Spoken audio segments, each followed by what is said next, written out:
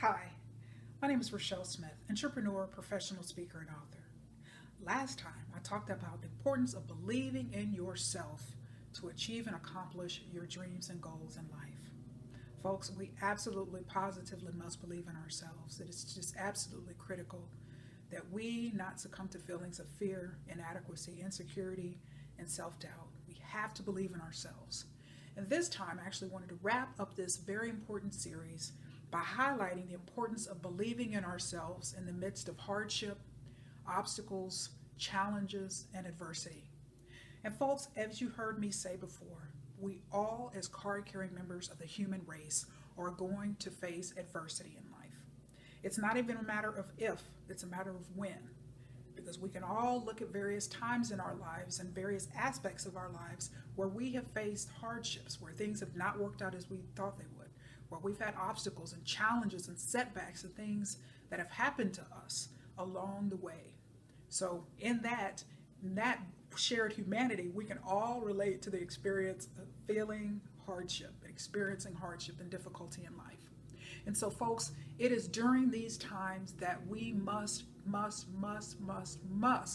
believe in ourselves, because the power of belief in ourselves will undergird us and provide us with the courage and the confidence and the ability to persevere and be determined in order to see the end of the tunnel, to keep on going, or to keep on keeping on, as they say in the vernacular. And so folks, if you don't possess the ability to believe in yourself, at any hint of hardship or adversity, you'll give up. You'll throw in the towel. And it's so tempting to do that because life can get hard at times. And we can throw our hands up in the air and say, you know what? Why try? I give up. What's the use? I'm throwing in the towel. This is too hard. It was never meant for me. And folks, adversity and hardship and difficulties are meant to be overcome. And I tell you that from personal experience. One of my former sales managers, when I was in the corporate world, biotechnology sales, back in the day, told me during a performance review, Rachelle, dealing with adversity is your strong suit. Let me tell you, that is not the compliment that you think it would be, because what does that mean? Or at least she acknowledged, and it's so true. I have a lot of experience dealing with adversity, and I have a lot of experience overcoming adversity. And that's why it's very easy for me to remain positive, determined, confident in the face of any type of adversity or hardship, because I've had to do it, on a number of occasions, and I will continue to do so. But folks, it can be done. Take it from me. I've lived it, I've been there, and I can tell you and I can assure you that you've got to believe in yourself. You have to believe in yourself in order to persevere, because otherwise you'll give up, you'll throw in the towel, you'll say, what's the use? And there's many different examples I can give you, but one that comes to mind right off the top of my head as I'm sitting here thinking is I had this decal in my window when I was a graduate student in Miami at FIU. And folks, and you've heard me say a couple of episodes ago, graduate school for me, particularly Miami, was a very financially challenging time. I was the picture of a poor, struggling graduate student. And literally, I think I saw this in some type of store when I was down there. And so literally this hung in my window. And so, I was renting a condo in Sunny Isles Beach, which literally is north of Miami Beach, but awesome landlord, awesome rent. But by the time I paid the rent and the utilities, folks, I was barely making it. Basically, and eating arroz con pollo, which is chicken and rice, several times a week, because that was all I could afford. Basically could not afford any type of entertainment stand or stand for my television, which, by the way, was a 13-inch JVC television that my family had bought when we were in Korea during my high school years. So that was my one and only TV.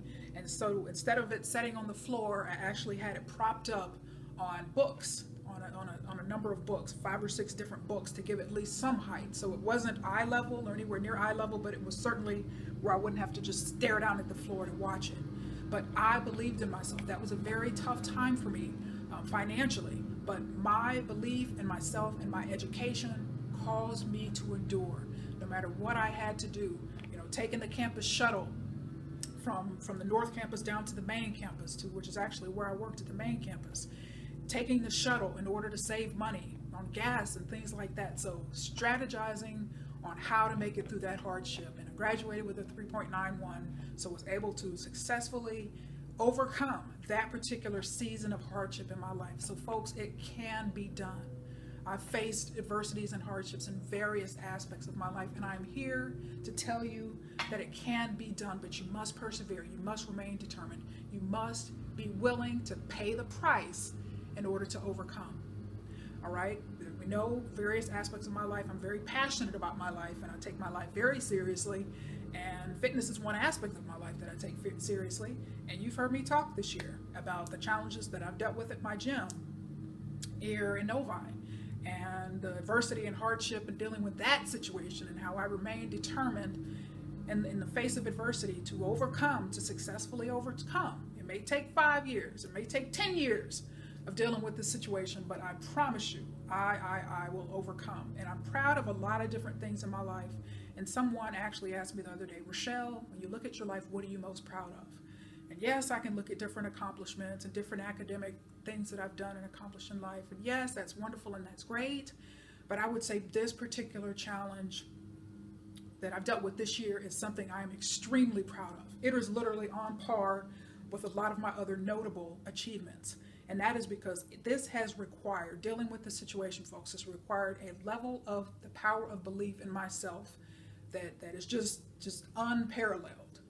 All right, because it's easy to just be like, oh, this is hopeless, whatever, yada, yada, yada. But it's that power of belief and knowing that, having that truth and having a personal truth, and which I ascribe to, is that I believe that I deserve the best in life. I believe to be treated with respect. I believe that I need to be acknowledged and taken seriously in any situation, including this one.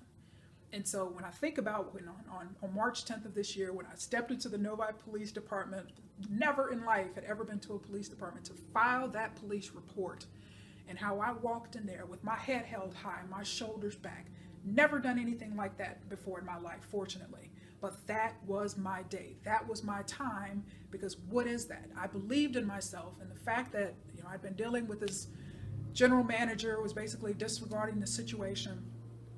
I took action, but it took me believing in myself and what I was experiencing and what I deserved to experience, on the other hand, in this particular environment, undergirded me and literally caused me to walk in there, had my documentation, but it's all the power of belief in myself that has caused me to do what I've had to do in order to basically, deal with this situation.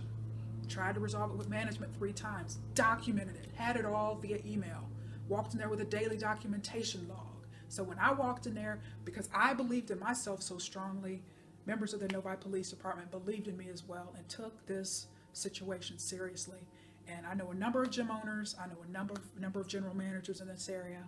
And while I know, and as my brother pointed out to me a couple weeks ago, you know what, Rachelle, you're kind of like the sacrificial lamb.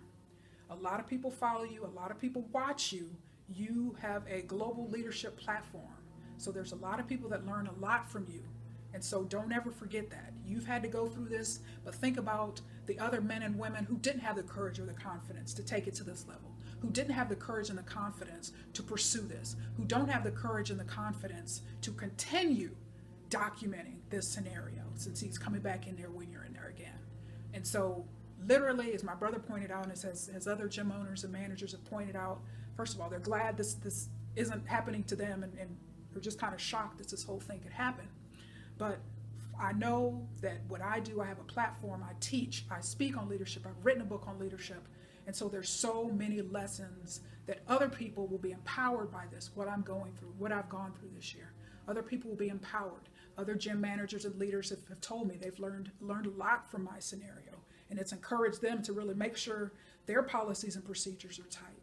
Because folks, I could have given up a long time ago. Yes, it's easy to give up and throw in the towel, but because I believe in myself so strongly, I'm willing to do whatever it takes to persevere and to see this thing through, because I know at the end of the day, I deserve a good workout environment. Whether a general manager believes that of this particular facility or not, I believe it.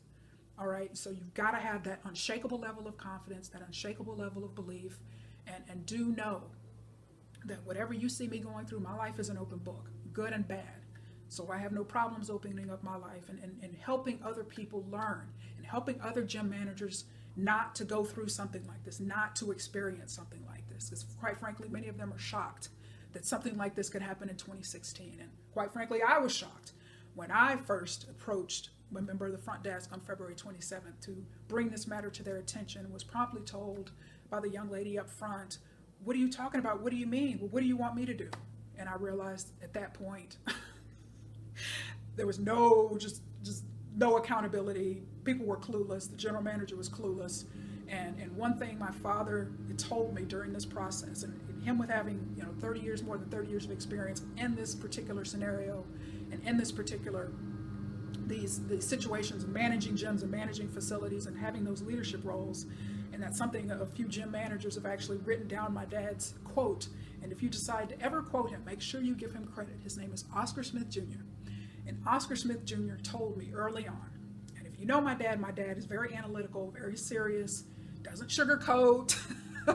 My dad told me, "Rachelle, I know you like your gym, but this general manager that you're dealing with is incompetent. And I want particularly what general managers and other owners, particularly in the Metro Detroit area who follow this and follow me on Facebook, particularly on the Fitness Fridays, have learned, as my dad stated, okay, this is a liability. Okay, this is negligence. It's an inconvenience for you, it's a hassle, it's a pain in the butt. You're documenting whatever, yada, yada, yada. The police told you to continue documenting.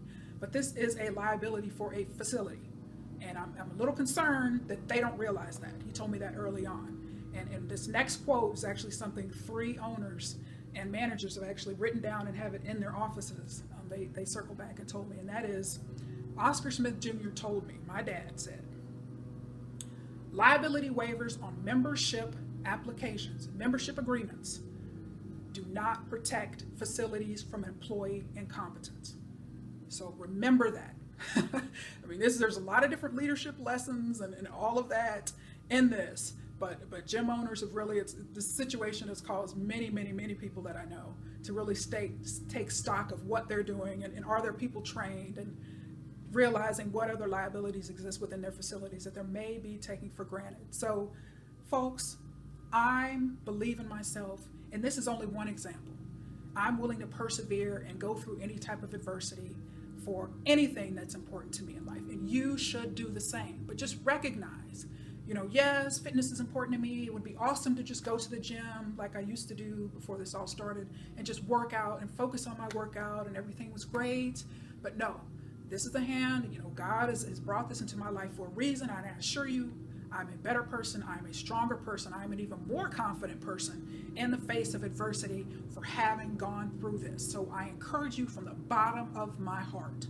Doesn't matter what you're going through, doesn't matter what you're facing, I want you to know that if you believe in yourself enough, it will cause other people to believe in you, to come alongside you, to encourage you, to help you, to give you wisdom, insight, knowledge, things that you may lack in terms of what you're going through. But you will overcome if you do not give up and if you do believe in yourself. And so folks, I encourage you today. I want you to be happy. I want you to be healthy. I want you to be whole. But I want you to believe in yourself, because that's truly where it starts. Because if you don't believe in yourself, adversity will chew you up and spit you out. Okay? I could be sitting at home every day going to no gym. I could have let this situation deter me. But as my brother pointed out, Rachelle, a lot of people watch you. A lot of people learn from you. Okay, they're watching how you deal with the situation. You are giving other people strength without even recognizing it, because they may be going through similar situations at your gym with other people, or in other facilities, or in the workplace, maybe dealing with sexual harassment, or coworkers who may be trying to sabotage them. There's so many things that literally your situation is helping other people. So I'm glad you're open, Rachelle. I'm glad you're sharing. And I'm grateful for my brother, and he's in the Army, captain stationed in Germany. And he's just one of the examples, an example of many people who've encouraged me during this process. But folks, I'm the queen of adversity. I'm a bulldog with lipstick on, as many of my customers used to call me back when I was in the sales world. And I take my life very seriously. I believe in myself. I want you to do the same, because I assure you a level of unparalleled happiness is in store for you if you don't quit, if you don't give up, and if you believe, most importantly, that you deserve to be happy, and that you deserve to be taken seriously, that you deserve not to be discounted, and that you deserve the best life you can ever live. So thanks so much for your time, and make it a wonderful day.